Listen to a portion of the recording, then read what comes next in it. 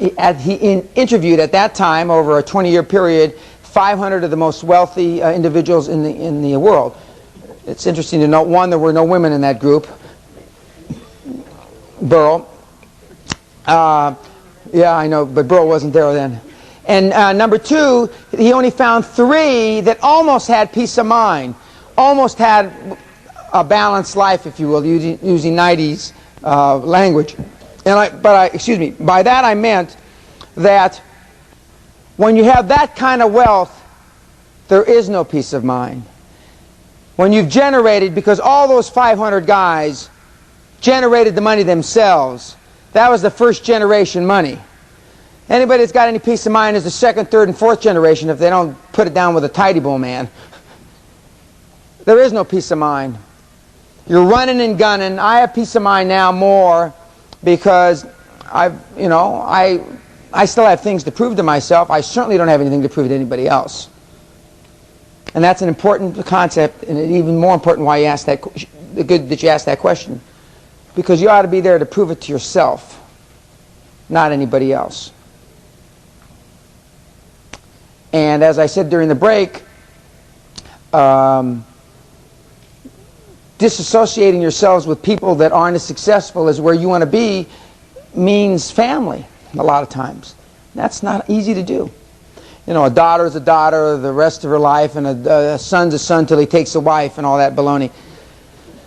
It's not easy to do. It was easy for me to do.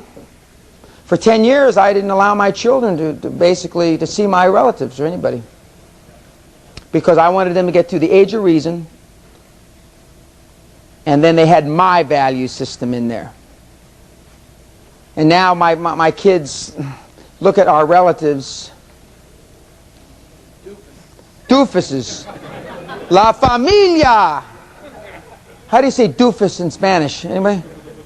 Yeah, pendejo. Yeah. And my kid, in fact, I've said this before. It's slightly tongue-in-cheek, but I'd put my oldest son and my former 23-year-old administrative assistant, Auntie Perkoff, against anybody in this room in a negotiation. Auntie Perkoff, who met me at the Abraham Seminar. How many saw me at Abraham Seminar? Okay. He came up to me. Now, it's interesting. He wrote Jay a letter asking, Jay, can you introduce me to a top-notch entrepreneur that I'll work for free to learn from him? Jay never answered the letter, might add. At the seminar, and you've heard me say that I already had a goal to get up and talk, and I knew I was going to talk, and I knew I was... Okay. This kid comes up to me, he's hanging on me like my shadow, he's following me around, and he said, Mr. Pena, you know, I live near you in PV, and I'll come and work for you for a year for free, just to learn from you. And I said, no, and then I thought about it, I said, okay, let's have dinner. We had dinner 2 or 3 times, and then, now this is a kid that was smart. He made $80,000 in his high school senior year in his business. Now this kid was a comer before I met him. Now he's an assassin. He worked with me 11 months in 1 week. I mean, this kid could rip the heart out of anybody in this room. Anybody. I mean, this kid, I've seen him take on 55-year-old CEO of a Fortune 500 company and eat him for lunch. The kid was right. The guy was wrong. Auntie knew it, and Auntie wouldn't relent until he just beat the guy down like a hammer. Until he says, okay, I fucked up. I screwed up, kid. Excuse me. But, I mean, he lived with me practically day and night for 11 months. I mean, and now he's gone out and started his own consulting company. He's still going to school. He hasn't graduated from undergraduate school yet. And he's not going to a proper school. I mean, proper in the sense of, you know, Wall Street proper. He's going to Pepperdine, which is a good school. But, I mean, he's not going to, you know, one of the big schools. But the kid is just, he's an assassin. I mean, he's unbelievable. By the time he's 30 years old, I mean... I don't know, you know.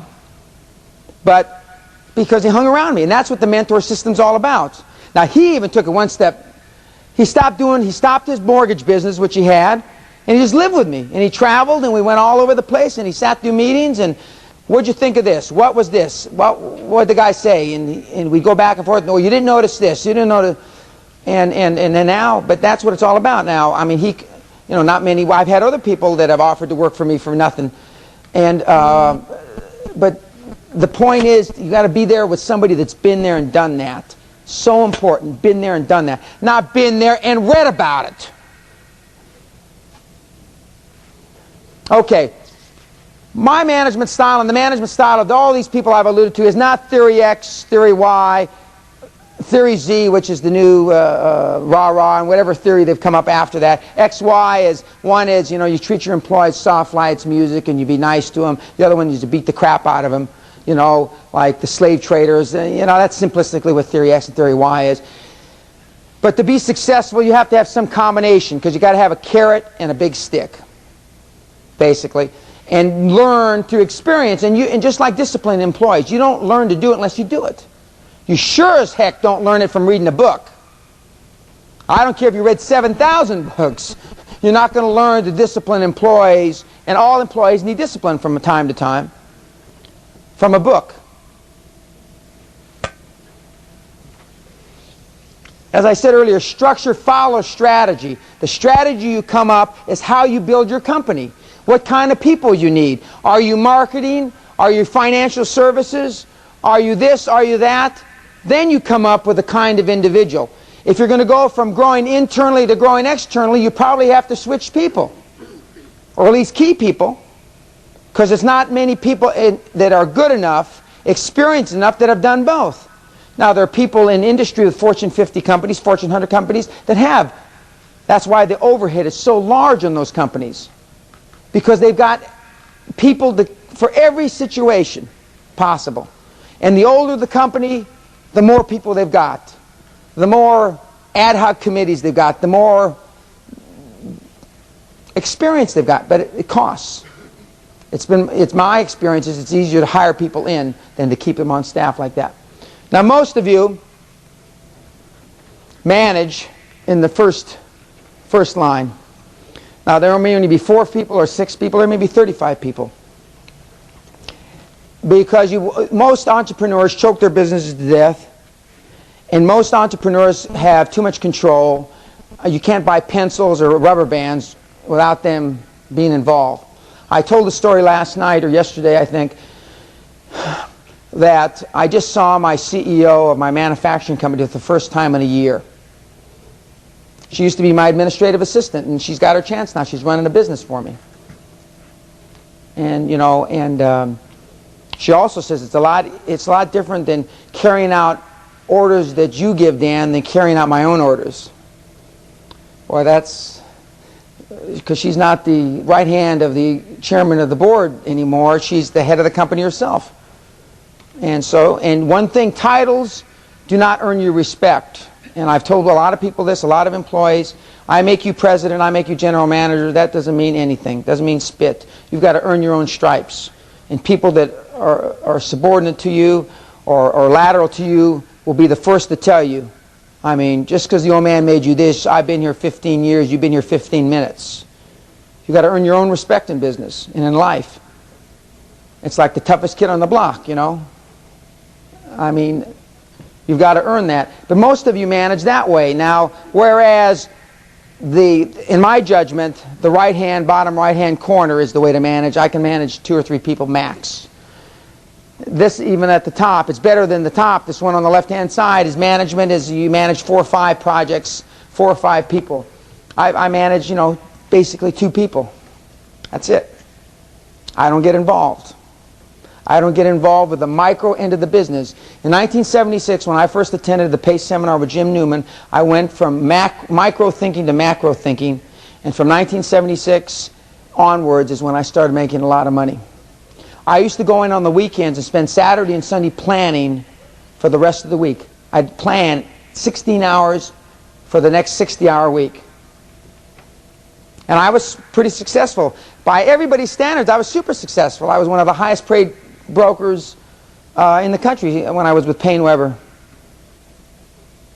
But I didn't start to really have quantum success until I went from a micro, non-detail oriented.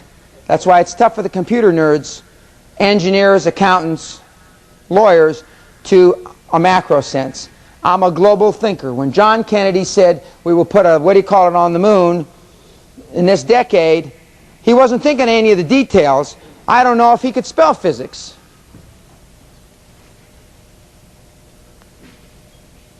It's extremely important. And I'm going to ask Brule after the next break to come up and spend a couple minutes talking. But when she went from a micro to a macro thinker, and less control is really more control. The less control you have over your people, the more control you have over your own life. And especially at this juncture, you know, if I can't, you know, play golf when I come to speak for somebody else, I don't go. I mean, it's not going to change my lifestyle. Now, in the life cycle of a business, everyone here that has a business is at one stage or another in this life cycle.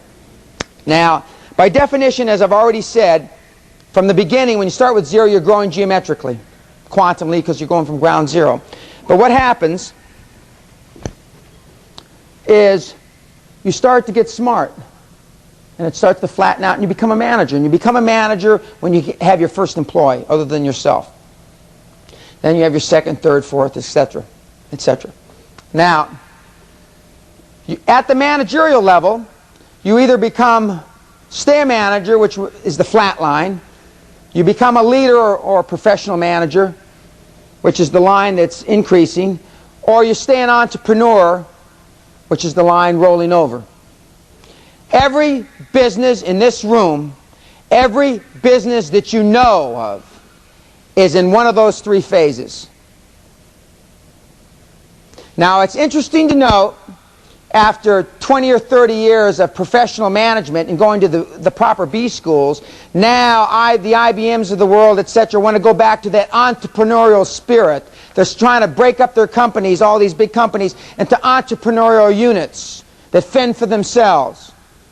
It's taken 30, 40 years to figure out that other system, other than building fiefdoms and building a lot of bureaucracy, don't necessarily build any empires. I personally I don't consider myself a professional manager because I'm not. I'm a leader of people. I used to say leader of men, but now I say people. It's much easier to lead women, by the way. I mean, because women, their ego doesn't get involved. It's infinitely easier. I mean, the proteges that I have that are women are all assassins. I mean, leave no prisoners. They don't ask a lot of questions. Well, what if? Is this the way to do it? Is this the way to shortcut it? Etc. etc. Because quantum leaps require you take the offensive. You can't achieve exponential gains in your success from a defensive posture. You can't remain a passive stance and make a quantum jump. You cannot make a... You cannot. You have to do it on the offensive. You have to be proactive, not reactive. Most of us in business are reactive, not proactive. I'm a lot of things. I've been called just about every name in the book, but never have I been called reactive. I always sue first. I'm always the plaintiff. Plaintiff gets to talk to the jury twice, or as they say in Texas, twice. People with PhDs. I've told you once, I've told you twice. We're not going to do it again. PhDs. Plaintiff gets to talk to the jury twice. Boy, as soon as I figured that out, I was always the plaintiff.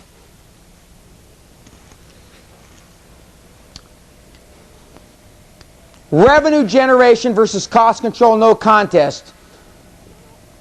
The name of the game is always revenue. You can never experience hypergrowth and quantum leaps in business without generating more revenue. You've got to keep focused on revenue. I never saw anybody that came in to cost cut at a company start a company. I've seen them close down a few in my time. All managerial performance sins shall be always forgiven during periods of rapidly increasing revenue streams. You have banks wanting to do business with you. I mean, look, how do these companies that lose 10, 20, 100, $500 million a year that are generating $12, $15 billion of revenue always keep getting money? Did you ever think about it? Because they know, the financial institutions know, that there is some source of repayment. They'll just add more deficit and they'll lose more money. Companies that are losing $500 million a year can borrow all the money they want. The big difference between there is a big difference between playing not to lose and playing to win. This is extremely important. Most people play not to lose. If you've got a $50,000 or $5 million or $25 million company, you covet it. You sit on it like a hen or on her eggs because you're afraid of losing what you've attained. Because you've lost that passion that you had when you started the company. You lost that lust for life that you had. Because you've become satiated. If you do not expect it, you will not find the unexpected, for it is hard to find and difficult. If you don't expect high things, high performance things from yourself, if you don't have high expectations, you sure as hell won't get them. My son's expectation was to bat 1,000, get on base every time. He batted 640. Then he got real. I mean, hey, Derek, you don't have to do that. You're making it look bad for everybody. I mean, 278. He'll probably quit baseball next year. If I could somehow isolate my kids with just high-performance people and get rid of all the little doofuses, I would. It'd be lonely, you're right. I mean... No playmates. Yeah. Failure is a resource that helps you find the edge of your capacities. The old saying in push it to the edge of the envelope, or what? Am I saying that right? Yeah. When I went to San Diego in 1971, I came down here while I was going to graduate school. I commuted, as I said, on PSA for $11, $12 down here because I still was going to graduate school in Los Angeles, and I ran a big sales division down here. I led the nation, had a 94+ close ratio. I came in and I had 240 or 260 salespeople, and I stood up on a Friday afternoon, called a sales meeting, and I stood up on the bench like this, a table, and I said, "You're all fired," because I had found out that they were skimming money, and so I fired everybody, and I kept one girl as my assistant, and I went to the Top Gun, the Naval Air Base, where they were discharging Top Gun pilots. I hired 16 of them. They were all looking for a job. And I taught them how to sell, got them real estate licenses, and for 65 days, we didn't make a sale. I made enough sales to carry the whole division by myself. On the 65th day, Bill Clarahan, I'll never forget his name if I live to be 1,000, made his first sale. He had, you know, the aha experience, and Clarahan was probably the weakest of the 16 guys I had, and all of a sudden the other 15 started selling. We made more money.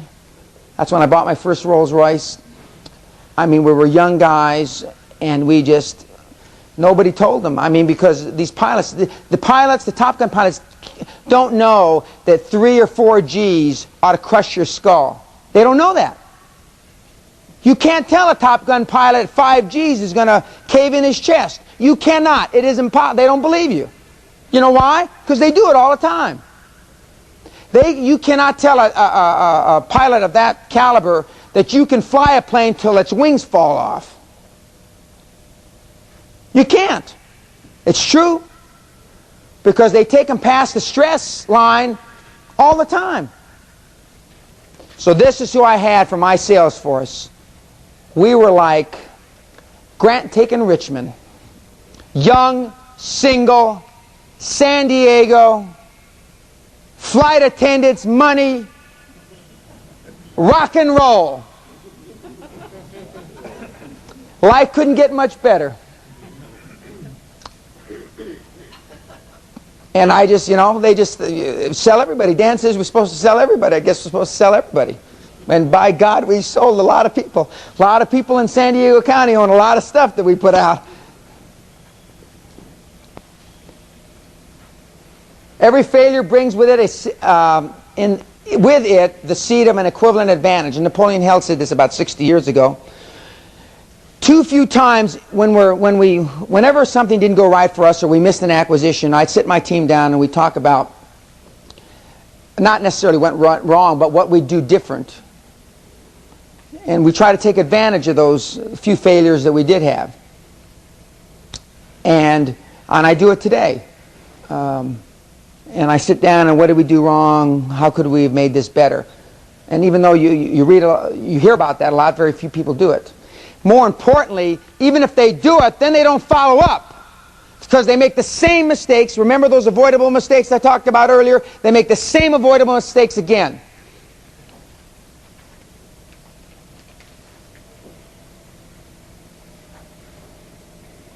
Progress often masquerades as trouble.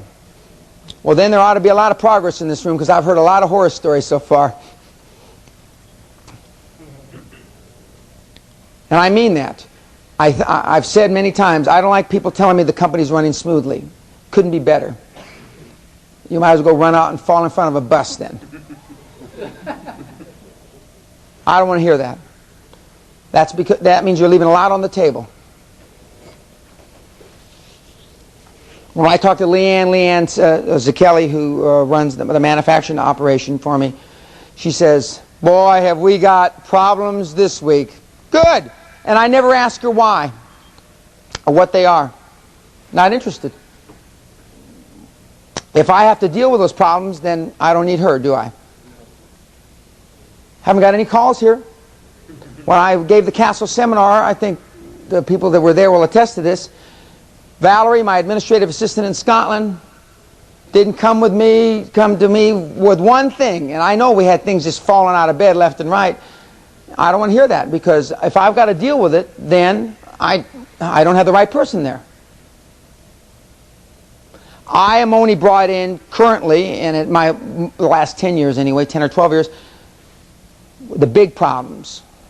When the big acquisition that we alluded to, which was Bow Valley USA, we bought it from a Canadian company, Bow Valley, out of Calgary, it fell out of bed and the transaction disintegrated. I came out of retirement to resurrect it and blow life back into it. And that's what I'm good at. Crisis management, some people call it. I don't call it that. But if you have to do day-to-day things, I was driving around the other day in Houston with one of the most successful businessmen in Houston, and he made, I think, 70 phone calls in a day. Something's wrong with that deal. If I ever had to make 70 phone calls in a day, we have a massive change in my administration. If I ever got 70 phone calls in a day, we'd have a massive change in my administration. 3 to 10 phone calls, normally 3 to 6 is what I get a day. I better not have to talk to more than 3 to 6 people.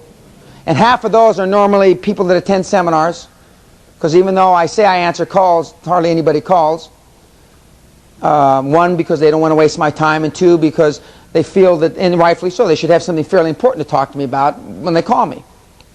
I don't want to talk about, that your test letter didn't work. I mean, I don't care. I really don't. Call one of the marketing copyright gurus. I mean, because that's not my forte. And one of the things that's also important, and that one of my pet gripes about a lot of these seminars, is they give you advice. Not only do they give you advice that they have no expertise in, they've never thought about, but because they're there, they just feel they've got to flap their mouth. I mean, again, the things that we talk about here, I've personally done. As long as your troughs, be nice if I had that thing to draw on right now. As long as your troughs and peaks are higher than the ones before, your quantum leap program is working. God damn it. Yeah, Debbie's making a note of that, I'm sure. Yeah, okay. Now just pretend you could see here. I draw on the wall if I had a marker. Yeah, no, just pretend, okay. Now I'm gonna have to get better explaining this so you can visualize it. Okay, we have a piece of paper here and it's got an axis, a horizontal and vertical, and I've got troughs like this, peaks and valleys. Most of you focus on the peaks, and when you go from a peak to a valley, the distance between the peak and the valley, as opposed to focusing on from where you started the distance between where you started and the bottom of the trough. As long as the bottom of the troughs continue to be higher, I don't measure from the peaks, I measure from the troughs. Because peaks don't last. Glory is fleeting, ladies and gentlemen. Peaks don't last. And if your downside is your trough, which is the low point in your cycle, and those bottom points are continue to be higher, then you're growing geometrically.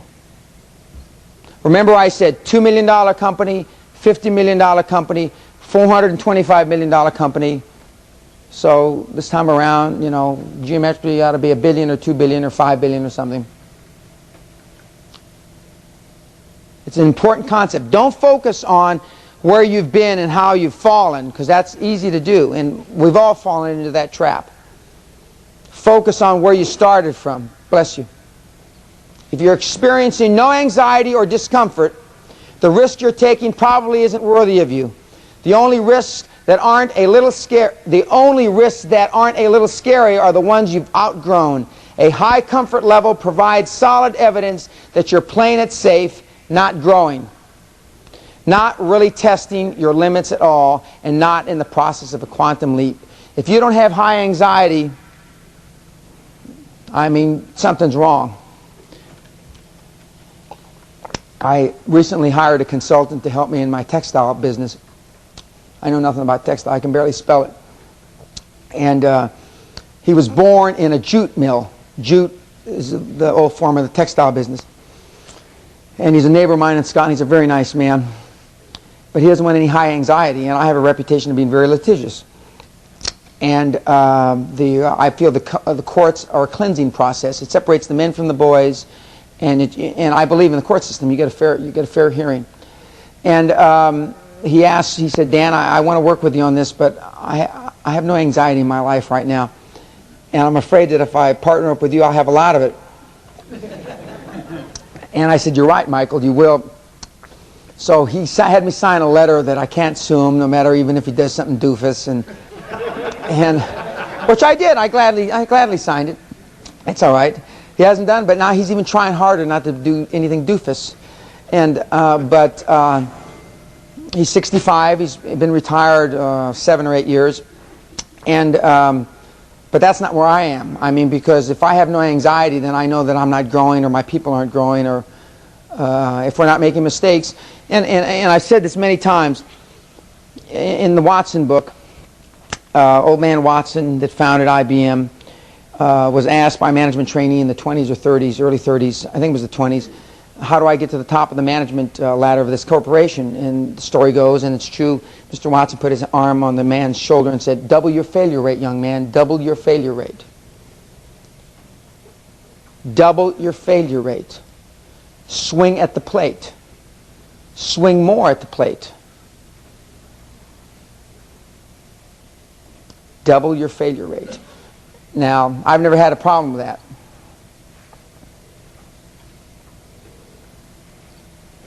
Because under no circumstance, another Peñaism, do I ever second guess myself or my employees. I expect my employees to make mistakes. If they're not making mistakes, they're not growing. To grow, by definition, you have to make mistakes. You cannot grow. It's impossible to grow without making mistakes. And then when they make them, you can't beat them up for it. Otherwise, they'll never make them again. You have to allow them to make the mistakes. And I sure as hell never second guess myself. Nobody's ever asked me if I made any money on Bow Valley, USA. I've never thought about, was it right to close down the Denver operation, which was their U.S. headquarters, and move them to Houston? I don't know. I never looked at the economics. I never figured it out. You know, I don't know. Don't care. Shareholders didn't care. Nobody in a shareholder meeting. When we used to have shareholders meetings, this is the truth. The most we ever had at a shareholder meeting when I was chairman and CEO, 10, 12 people. Some meetings we didn't have any.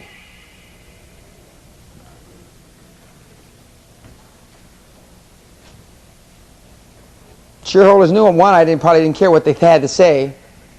Because I mean, you read any of our annual reports, it's pretty clear I wasn't too interested. When they owned as much stock as I did, and I'd listen to them, that kind of shut everybody up normally. They also felt comfortable because it was my money. Right now, you know, corporate CEOs in America today own less than 0.2% of their companies, on average, Fortune 1000. Less than 0.2. That's one of the problems, in my judgment, that we have with corporate America. They don't own any of the assets. You own the assets and you start running it like it's your business, you make a lot of different decisions. It has been said that if you will do the thing you fear, death of fear is certain. Courage is not the absence of fear and anxiety. It is proceeding in spite of those feelings. I've said this a million times. High-performance individuals like myself get paid a lot of money because we do things that make you nauseous, that you can't do or that you have trouble doing. I do things that make you uncomfortable. I may do things that give you colitis. I do things that give you ulcers, give you indigestion. I give ulcers and indigestion. I sure as hell don't get it. High-performance people do things that make you feel uneasy, give you anxiety. That's I don't know if it's the preeminent difference, but it's a big, big difference. And that's why salespeople get paid a lot of money, because they make cold calls.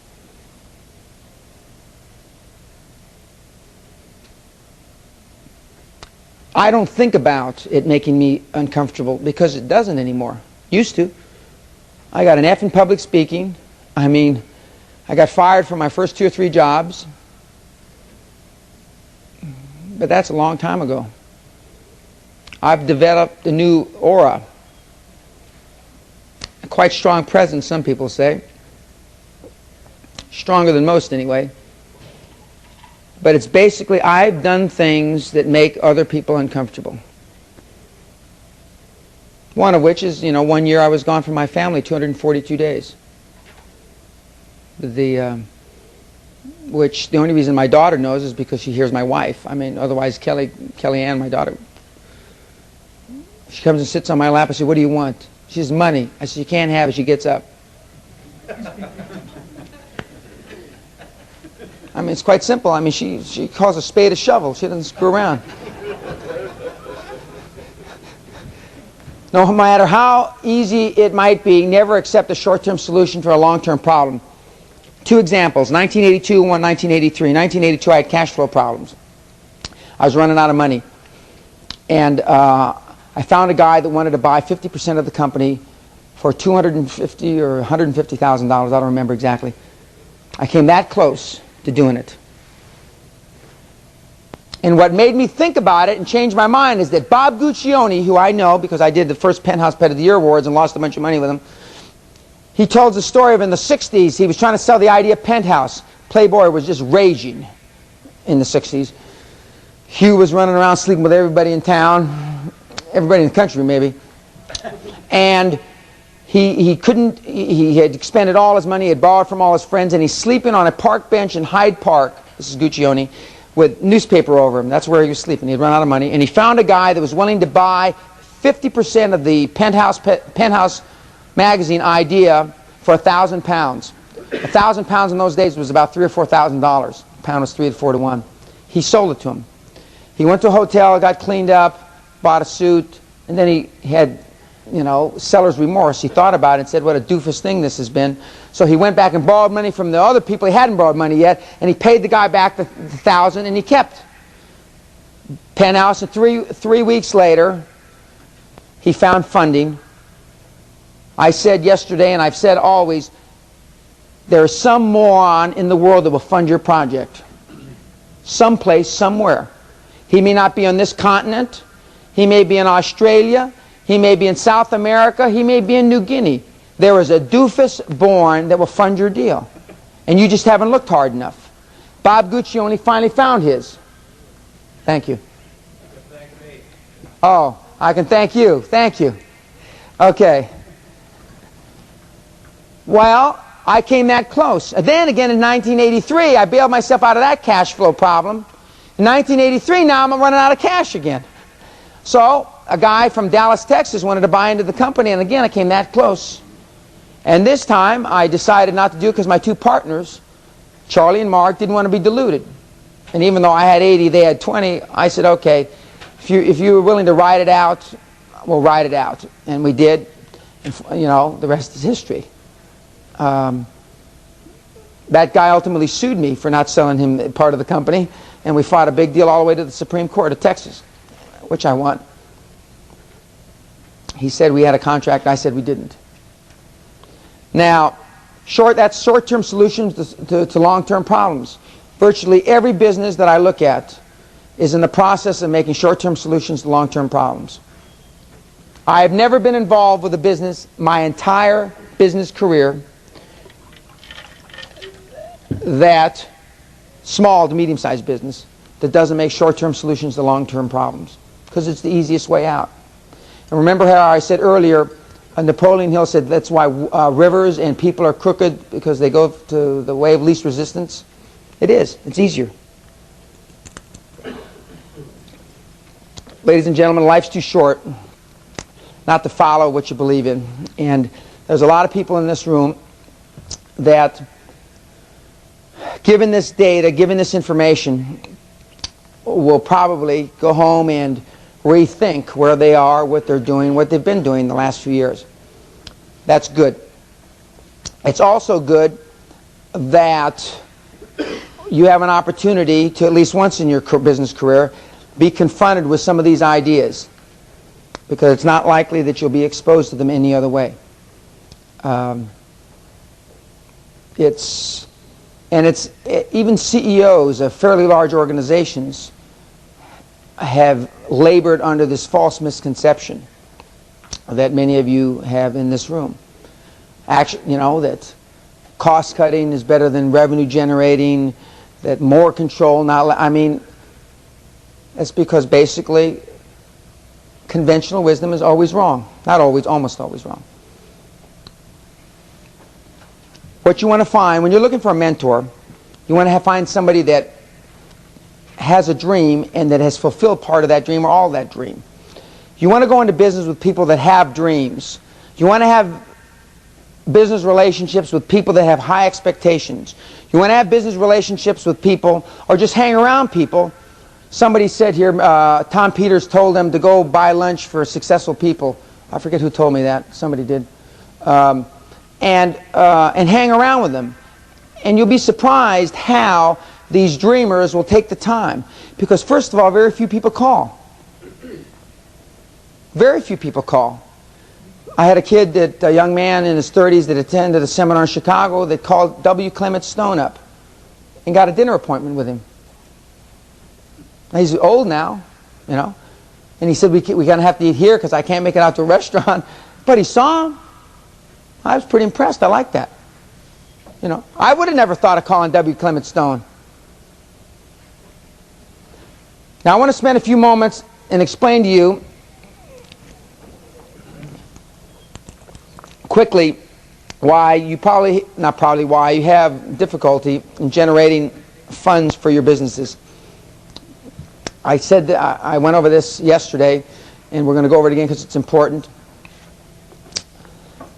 We're going to assume that we have 5 investment opportunities. And we're going to assume for this example that they all have at least 30% minimum rate of return cash on cash. And we're going to assume that the risk factor is based on your experience, my experience, and the experience I mean competition, how many deals you've done, litigation, etc. Now, if you look down the middle column, potential of rate of return, 9 is the highest, and this is on a scale from 1 to 10, 10 being highest. That means the highest rate of return. So a 9 would probably have a rate of return of somewhere around 100% cash on cash. And on the risk side, potential of risk of 10 would be something on the order of magnitude, probably has an 80 or 90% potential of you losing all your money. Okay. So investment number 1 is your idea. you come to somebody like me, and I do the rating when people come. You don't do the rating. I do the rating. Because when you rate them, I mean they're all 1 or 10 rates of return and 1 potential risk.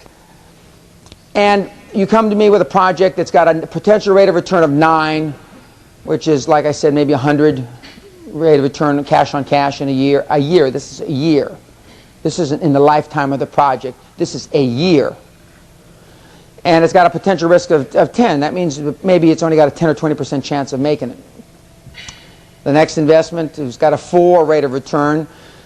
Probably means that it's a 40 or 45% rate of return cash on cash per year, and it's got an 8 potential risk, so maybe it's got a 60 or 65% chance of making it, or 30 or 40% chance of losing all your money. Investment 3, rate of return's 5, means that the rate of return is probably in the order of magnitude of 50 or 60, and the potential risk is 2. Now, which means that you've only got a 10 or 20% chance of losing all your money. To cut to the chase, that is the kind of investment, not necessarily me, that a bank, a financial institution is going to be interested in lending against. Or a potential joint venture partner is going to be interested in putting up money. All things being equal, and not talking about risk weighting a portfolio. Me personally, I'm interested in something that's going to have 100 to 1,000%, and it's got maybe a 40% chance of losing all my money. I'm not interested if your deal makes 16% cash on cash. Keep it in your purse or in your briefcase. Don't come see someone like me. I also would submit to you that if the difference between 2 over prime and 4 over prime kills your deal is not worth doing. I've never seen interest debt service, unless we're talking about like a KKR Nabisco, where they took on 4 times more debt than they should have. See, that deal's dying not because interest rates have gone up 3 points. That deal's dying because they paid 6 times more than it was worth. And why did they pay 6 times more than it's worth? In this man's opinion, because of the $1.7 million in fees that were paid. Do you remember when the bid went from $6 billion to $9 billion to $12 billion to $15 billion to whatever the hell it ultimately got to for Nabisco? Did anybody ever think, I wonder why, I mean, how come the company got worth so much more money? It was never worth more money. They just wanted to get the deal done. I think the fees went from $600 million to $1.7 billion. That was a good incentive.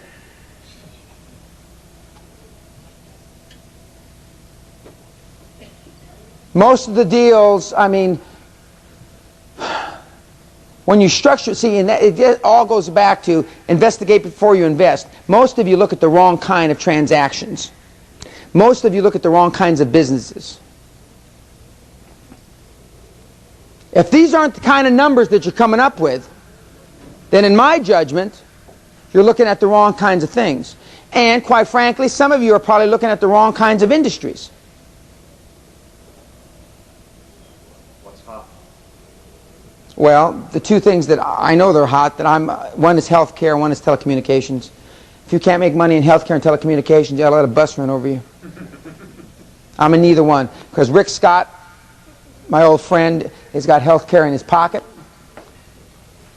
And you know, I'm not going to change things I can't change. He's already there, $15 billion strong, and he's as smart as me, probably smarter. So I mean that precludes me, or the intelligent decision I've made is not to stay out of healthcare.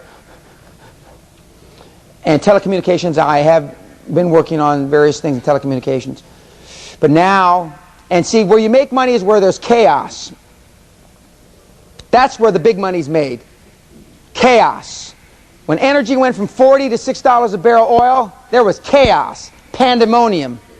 And healthcare right now, with Mrs. Clinton sticking her nose in it, there's pandemonium. Telecommunications, where the, what do you call that network, the highway, superhighway? Yeah, there's pandemonium. A lot of big money is going to be made in that industry. You go where there's pandemonium. Thinking of Rick Scott, who, by the way, is the president and CEO of Columbia Healthcare, who just made a $4 billion merger yesterday. When he was my lawyer, as I mentioned, in 1986, 1987, he sat at my right side doing deals, and he went out on his own, and he took his life savings, bought a little healthcare deal, and he's leveraged it up to now he's the largest healthcare manager, owner in the nation. And it's interesting, he lets all his regional managers, as I've already said, I think, make $1 million decisions without having to come back to the home office. And he's got out 200 of them. They can make $1 million decisions, less control, more entrepreneurial flavor. So these are the kinds of numbers that you should be looking at, in my judgment, not, 9% cash on cash. Now, we're going to go through the actual quantum leap plan. 330.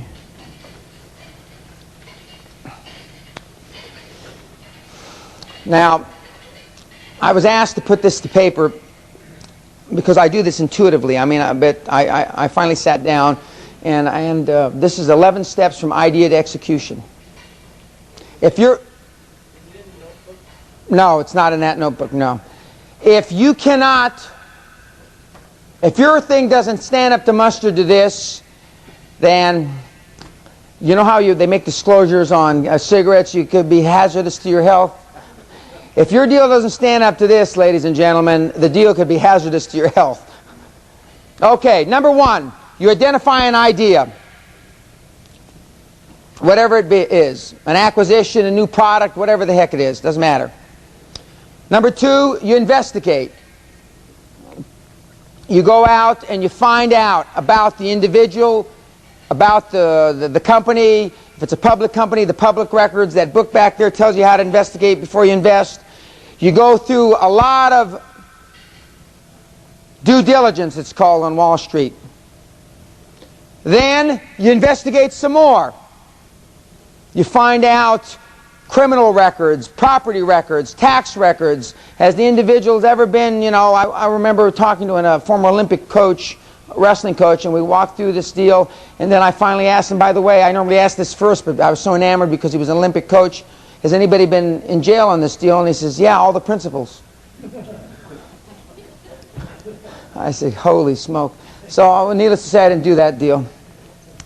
You continue to investigate. In fact, your investigation process doesn't end until the deal is consummated. Okay, now you've made the commitment. You get obsessed, which is easy for me. You get obsessed. You walk it, you talk it, you live it, you breathe it. This is now your baby. Now, you and your other decision makers, to the extent that you have any, you make the preliminary decision. You get them involved. You share your obsession and you live it totally. And they live it totally. If you ever hear one of your managers, one of your partners, one of your colleagues badmouth the deal, you crush them like a grape right then.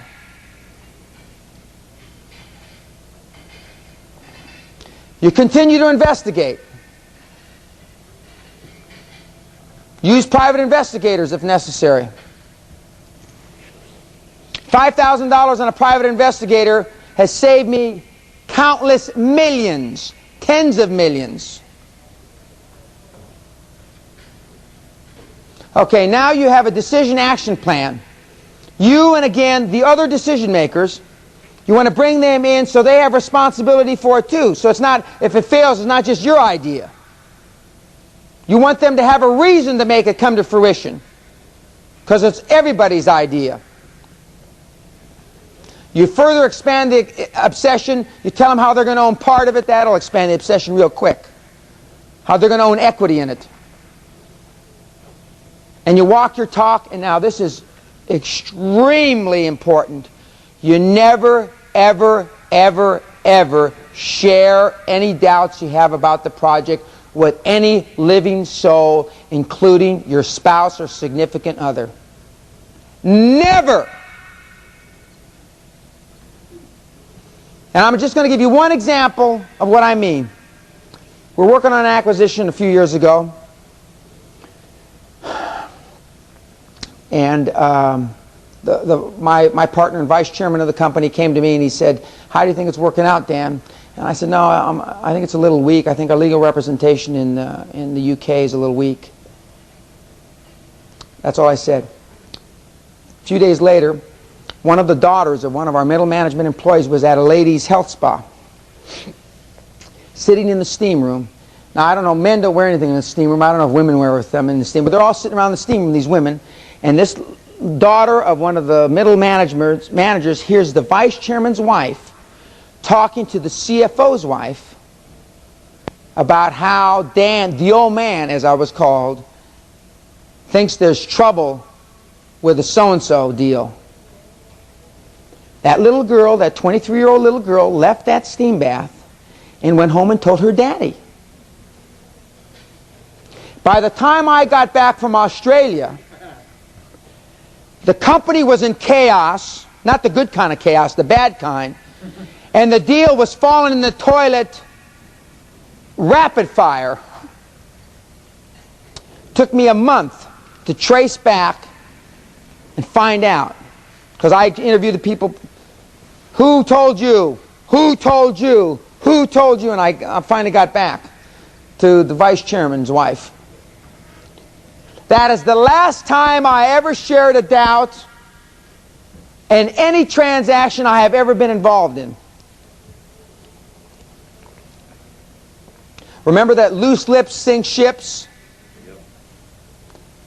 Well, loose lips sinks deals. If the deal is collapsing, and I may look like Nero fiddling as Rome burns, everything's fine. Everything's Jake, as they used to say. Couldn't be better. Don't tell my wife.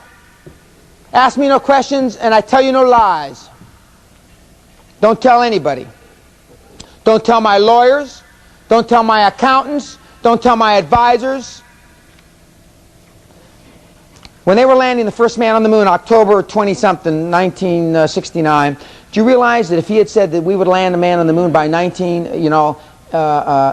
the middle of the decade, they probably would have landed in the middle. He said by the end of the decade. It's funny how it was October 1969, don't you think?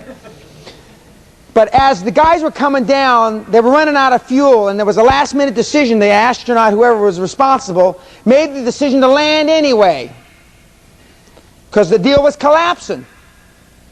I forget if it was a computer malfunction or engine malfunction. I forget what happened. But something happened, and they weren't sure he could land. And then they weren't sure he could take off again. They didn't have enough gas. Okay, enough gas, enough petrol. Now that came back to the United States public after the fact. It's all right to share your doubts in books after the fact, but not during.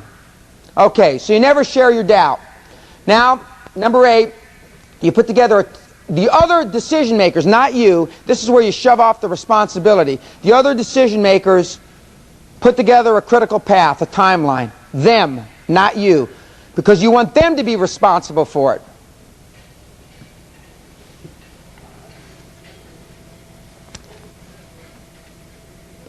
Now this is a detailed observation of a timeline, and it's continually measured. It's not like the business plan that you paid for and you put in your bottom drawer and you never look at it again. It's the flight plan that hopefully, unless you were flying U.S. Air, that the guy pulls out and checks every 4 or 5 minutes. Plans are continually monitored. Number 9, implementation. Again, the other decision makers, not you. They have focused follow-up at other levels, so they're subordinates to the extent that you have them.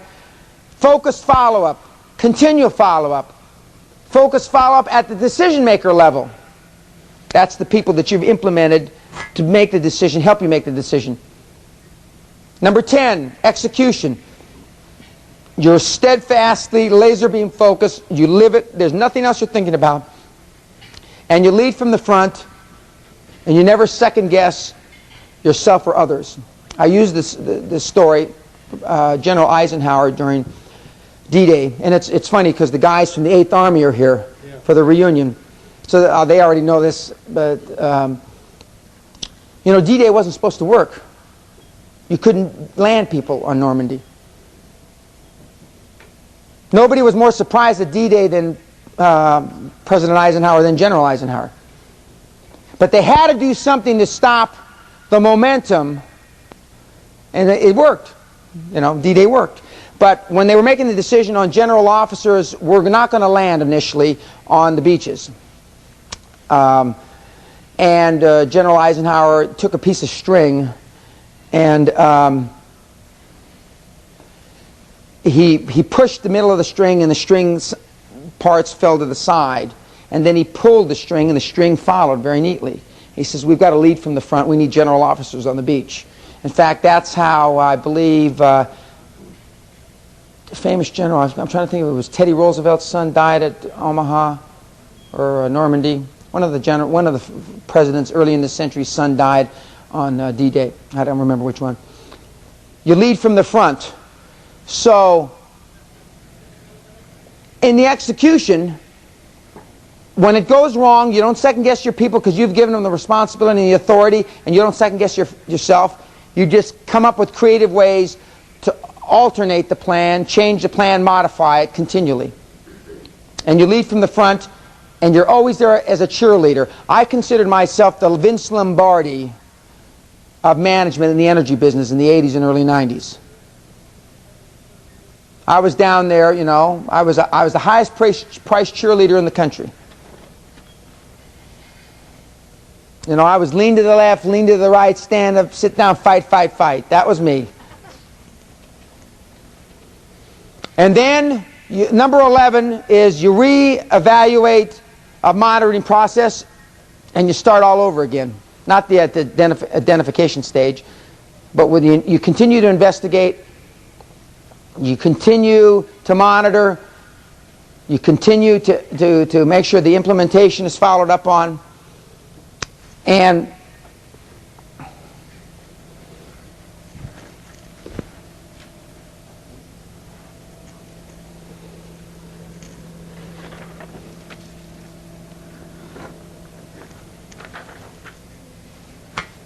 now this is the 4-step action plan. And you work backwards. What's your wanted outcome? Where do you want to be? What do you want to have accomplished? Desired completion. You make the commitment. It's your pay price to action. What are you willing to give up? What are you willing to do? How much are you willing to sacrifice?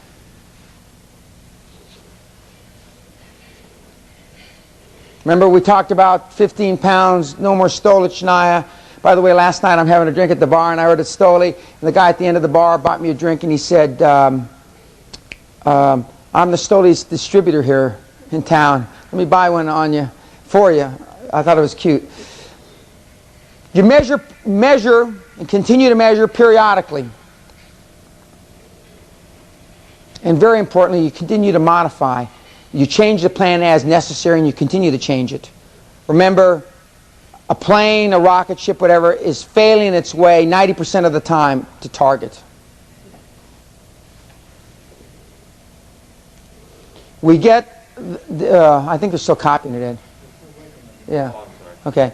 We get these ideas. See, all of a sudden we go through our career with no ideas, and then we get an idea and we sit on it, and like we're in concrete. And even if it's not working, I can tell you about marketing my talents. 65,000 brochures went out at $3 and some cents a piece, with no address or phone number in them. That's not the biggest marketing mistake I ever made. It's just one of them.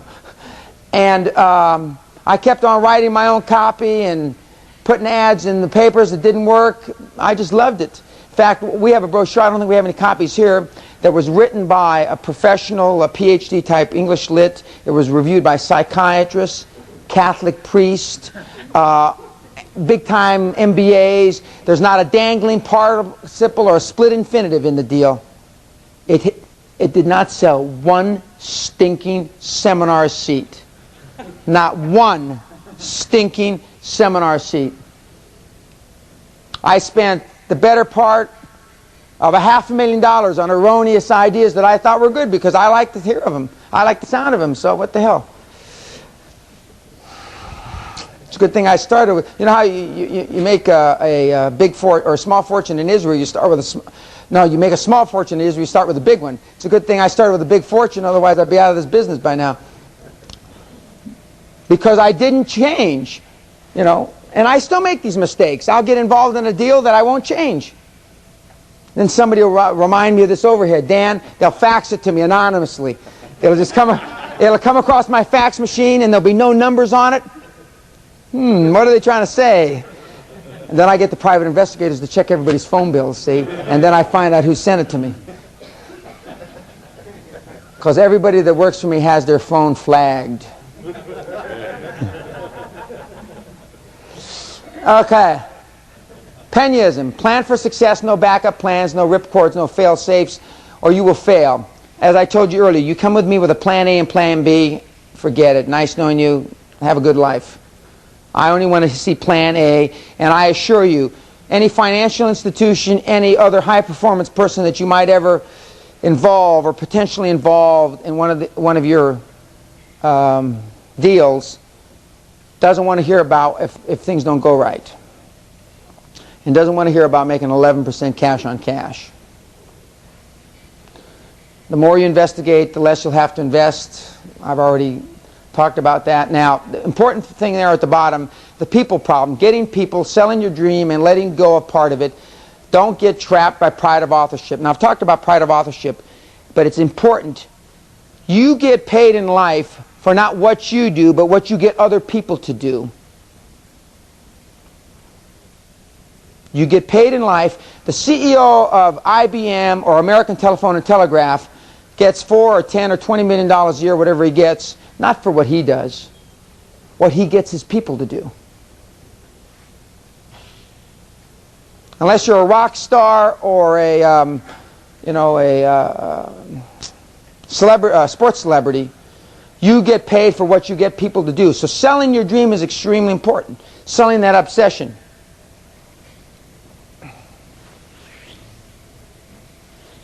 Because more of the same usually just gives you more of the same. If you've got to involve your people to get to the level that we've talked about, you've got to involve everybody that's part of your organization, including your advisors, accounting, legal, etc. You've got to get them involved. Because you're going to be asking them to take part of the deal in lieu of fees, perhaps, or wait to get paid. I used to use Coopers and Lybrand and Melvin and Myers like banks. I paid them once or twice a year whether I needed to or not. I paid them when we did a deal.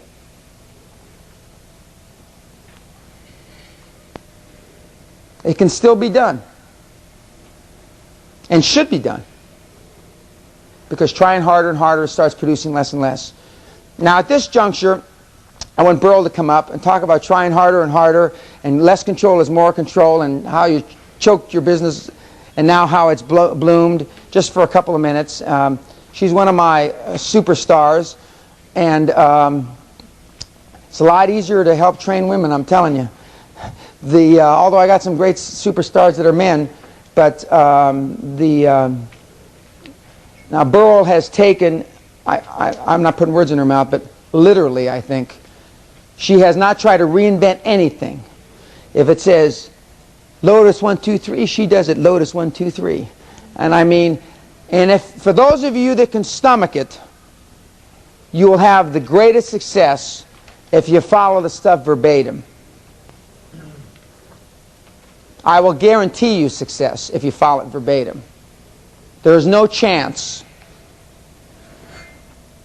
that you will make, as Napoleon Hill used to say, it will come to you with such abundance you will be overwhelmed if you follow it verbatim. Every stinking step. No wishy-washy, or as my grandmother used to say, no witchy-watchy. Burl? Can we have a mic for Burl?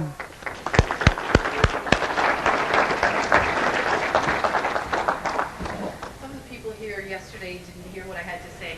I met Dan at a seminar. And it was luck. It was one of the luckiest days of my life. And we followed him around the country. I've seen him, I think this is my 7th time. He came to Canada. I've seen him in the United States numerous times, and I've also been at his castle. When I first met him, the very first time I seen him, I couldn't relate at all. He didn't intimidate me, but I couldn't relate because we were a very small construction company doing $2.5 million, and I thought, what does this guy that has so much money and knows so much, how could we relate? And I really had a hard time. The second time it came, I read the book numerous times, and just started to put into practice some of his principles. My profession is I'm a real estate broker, and I sold my business. I had a nice income coming in. For 3 years I just kind of toddled around, didn't know what I was doing. My husband's a builder. I got involved in his business, and now I'm a land developer, and now I'm getting into doing a few other deals like Dan does, which is pretty exciting. When Dan met me, he teased the heck out of me, actually, is what he did, because he kept going like this. I was choking business. I had no idea what he meant. I had absolutely no idea what he meant. Yeah, that was me. I was trying to So, monitor it. and That's okay. That's okay. Sorry about Yeah. that.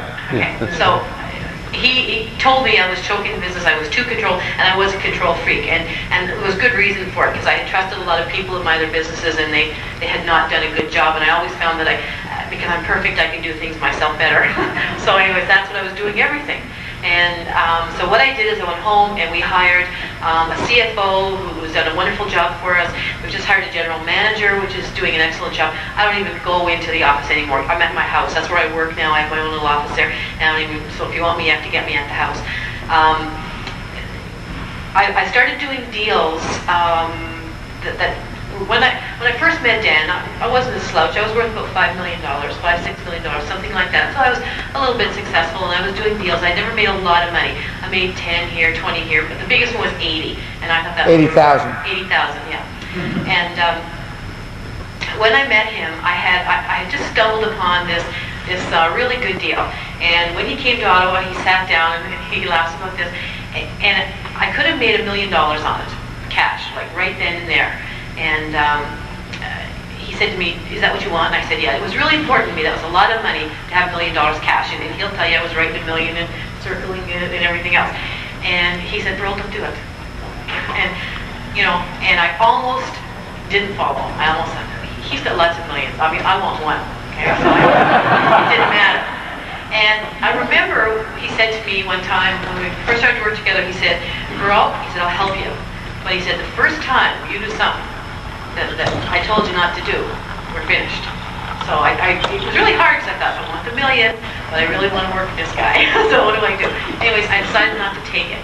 And right now I'm negotiating, and it's as good as a done deal. I'm getting 1.8 cash right away, and I'm getting another 10 to 12 million over the next 3 or 4 years.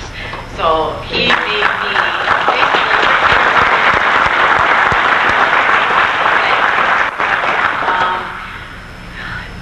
What can I say? Just talk about a little bit about some of the other. You've heard a lot of other people. You've talked to. You've gone to all the seminars. Yeah. You've heard all the crap. I mean.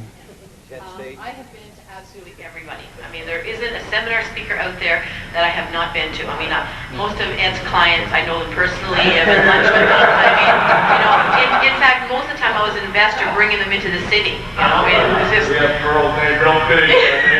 Everywhere.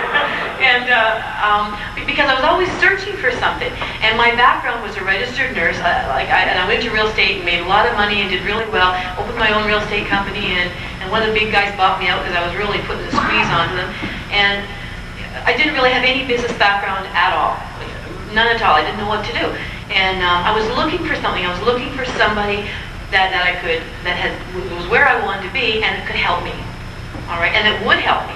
And there are very few people out there, and all the seminar speakers say, oh yes, they'll all help you. But when you call them, in fact, one guy called 11 times and he never even called me back. So, I mean, it just doesn't happen. And now I don't phone Dan very often, very rare, because I know he's very busy and I don't want to use up his valuable time. But I know that I could be in the middle of a negotiation, and if I needed him, I could walk out of there, telephone, and I know. And that's a comfort level for me. Okay, and whether I ever have to use it or not, I don't know. But it is a comfort level that's there, and that's really important. I learned more in 2 hours with Dan than I did with Tony Robbins, Brian Tracy, the whole deal. I mean, there isn't anybody I haven't seen. And he's taken my net worth from $5 million to $20 million, and that's kind of, it's not where I want to be. Since when? Oh, since last May. Yeah.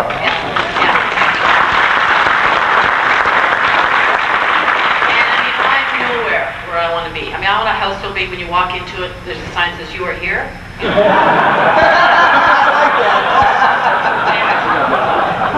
I mean, I can't say enough. His stuff works. It's easy. It is very, very easy. And you just follow the book. That's all you got to do. Just follow the book. And it works. I mean, it works incredibly well. As I said, I have no business experience. I'm not a Harvard graduate, that's for sure. And it's certainly working very well for me. Oh, the manual. The manual. The manual, yeah. You need to go home and read it a couple times and really absorb it, and you'll get more out of it. Now, the other thing is, I've seen him 7 times and all over the world, and I follow around like a little puppy dog, and so does Casey, and so does Bruce, and we're all making a lot of money. And that's what you have to do. You can't just hear a person once. I don't go to any seminars. I would go free to another seminar. I mean, they could put me up, I don't care where, and I wouldn't go. I mean, unless Dan was there. That's my only criteria for going to a seminar, is that Dan's there. Thanks a lot, Joe.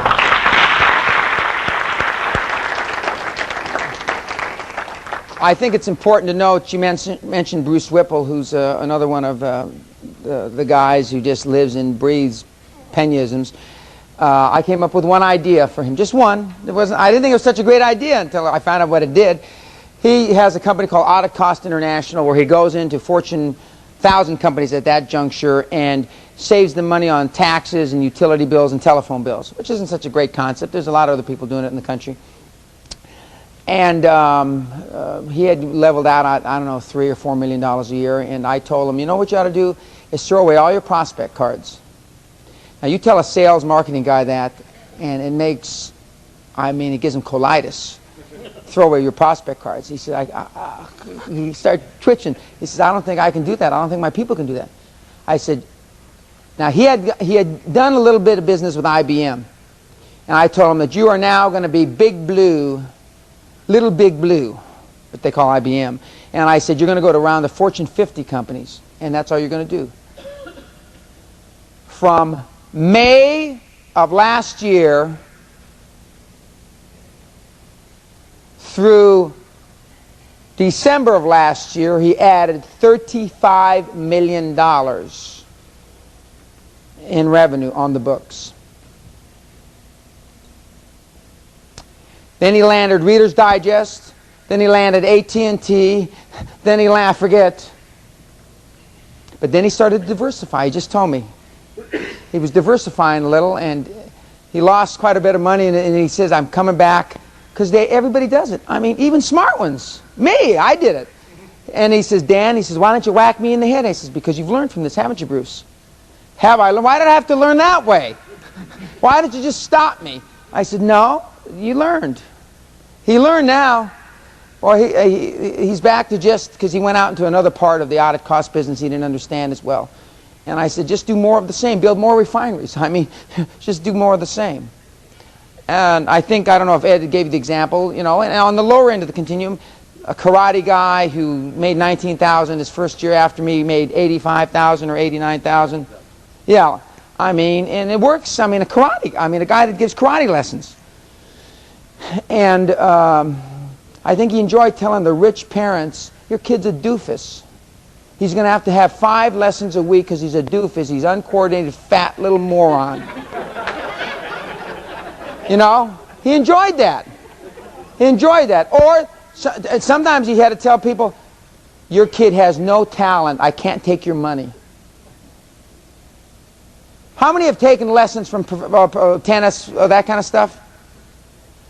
I'm here to tell you most of you don't have the talent to be above D players in anything you do. That's life. Yet they keep taking your money. They keep taking your money. I ascertain when I pay somebody, can I be an A-level or AA player? The answer is yes, I continue. And then I get second, third opinions too. If it's not, then I don't, you know, it's like kissing your sister. I mean, why do you want to do it? And but I mean, these people, and we have them from people that have done it from, in the thousands of dollars to the millions of dollars and everywhere in between. Stuff works. It's not hard. Just wait until you start this stuff about telling people what you really think, and it eliminates a lot of crap in life. You're gonna have less people to talk to. I can assure you that. You're gonna waste a lot of less. You're gonna waste no time. I mean, you're gonna get down to business. You're gonna have the pedal to the metal, and I mean, it's something that's hard to explain. Burl does it well. She experienced it, and to the extent that you need the replication. 90% of what I say here today, you will forget within 30 to 90 days, unless it's replicated. There's only two ways of replicating it. Hear me again. I used to give free seminars. If you attend one, you can attend them all for a year, free. You know how few people, remember? You know how few people did it? Yeah, well, I mean, now we don't do that anymore, because, hear me a lot, interface with me, listen to the tapes. I have, I don't know if I gave this example, but Bruce Whipple's son, whose highest game he had ever bowled was a 117, is in a bowling league, a little kid bowling league. He listened to the tapes about my son and the 640 batting average, because it's in the tapes I have, and his kid went and bowled 167. Bruce calls me up, maybe it's a coincidence, maybe it was ready for him to break out, Dan. I said, yeah, 117 was the highest he ever bowled. What's his average? 78. I don't think it was time for him to break out, actually. I think that we may have had something to do with it. That's great, but you have to have it replicated. Now, it's my life. So, I mean, I live it, breathe it, sleep it, everything I do. And for those of you that have been at my house, I talk just like this at my house in front of my kids, except I use four-letter words in front of my kids. And I've tried to clean it up, because we're down here in the sensitivity center of the world. There's special rays or some kind of meridians come together and cartify the sea, and that's where there's a goofy people down here. And so I've tried to clean. And remember, I've never met a sensitive person that had any money. None. I want to be proven wrong someday, but I haven't heretofore. I haven't anyway. But it's replication. It's 17 times before it's absorbed. You have to listen to the tapes or hear me 17 times, and but I mean it works. There's just no question about that. And if the other high performance people, were out here teaching, they'd be teaching very similar. And we're not exactly the same because we're different personalities. But it's a lot better than trying harder and harder and producing less and less. Yeah, let's take 5.